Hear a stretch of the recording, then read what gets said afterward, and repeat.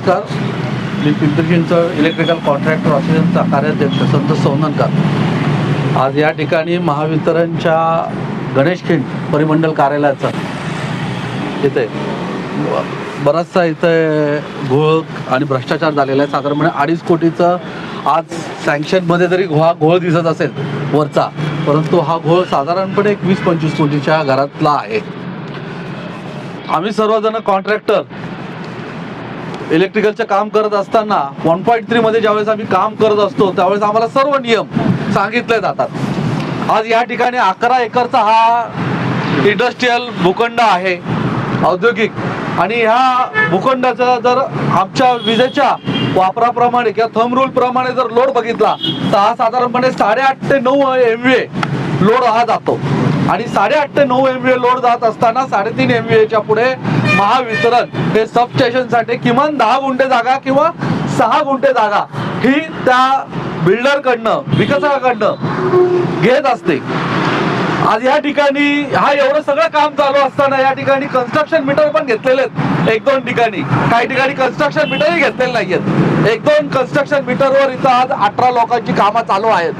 आणि हे मीटर घेत असताना आमच्याकडं छोटे ज्यावेळेस आम्ही अर्ज देतो 50 किलोवॅट 100 किलोवॅट साठी, त्यावेळेस आमच्या सर्व फायली त्याप्रमाणे मंडळ कार्यालयात आणि या ठिकाणी जमा केल्या जातात आणि आमच्याकडनं ट्रान्सफॉर्मरचं लीज डीड करून घेतलं जातं. आणि लोड प्रमाणे जर 3 MVAच्या पुढे लोड जात असेल हे लोक सर्व चेक करतात अधिकारी, आणि चेक केल्यानंतर हे आमचं जर लोड 3.5 MVAच्या पुढे जात असेल तर 6 गुंठे जागा घेतल्याशिवाय आम्हाला कन्स्ट्रक्शन मीटर किंवा कुठलाही वीज पुरवठा त्या ठिकाणी देत नाहीत. परंतु या ठिकाणी असं कुठलंही न घेता कन्स्ट्रक्शन मीटर ही परस्पर दिली गेलेली आहेत. आणि त्याचबरोबर जो लोड 8 MVAचा सँक्शन व्हायला पाहिजे, परंतु अधिकारी यांनी म्हणजे आपण धरूया की या ठिकाणी अधीक्षक अभियंता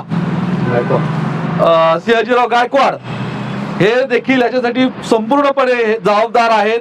त्याचबरोबर त्यावेळेसचे अतुल देवकर कार्यकारी अभियंता, अतिरिक्त कार्यकारी अभियंता आकुर्डीचे अशोकजी जाधव या सेक्शन ऑफिसर हे सर्व जबाबदार आहेत. आज तुम्हाला सांगतो 1.3 मध्ये काम करत असताना आमचे एक कॉन्ट्रॅक्टर बंधू यांच्याकडे देखील या ठिकाणच्या लोकांनी संपर्क साधला कामासाठी. त्यावेळेस ह्याचा लोड हा 3 MVA पेक्षा जास्त जात असल्याने त्यांनी या ठिकाणी सबस्टेशनला जागा द्यावी लागेल, हे काम आपल्याला करावं लागेल असं सांगितलं तर त्यांना काम नाही दिलं. मग ही लोक MSEBच्या वायरमनशी संपर्क साधून त्यांनी MSEBच्या NSC स्कीमच्या अंतर्गत ज्याला पैसे CRA म्हणून MSEBला भरायचे आणि काम करायचंय. आता या ठिकाणी 2.28 लाखाचं काम MSEB करतंय आणि यांच्याकडनं फक्त 19 लाख रुपये CRAचा 18 लोकांकडनं भरून घेतलेला आहे. आणि 1.3 मध्ये काम करत असताना ग्राहक हा सगळं स्वतःचं काम करतो. हे 2.28 लाखाचं काम हे ग्राहकाने स्वतः केलं असतं.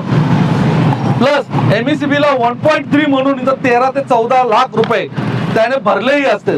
13 ने 26 लाख रुपये त्याने भरले असते.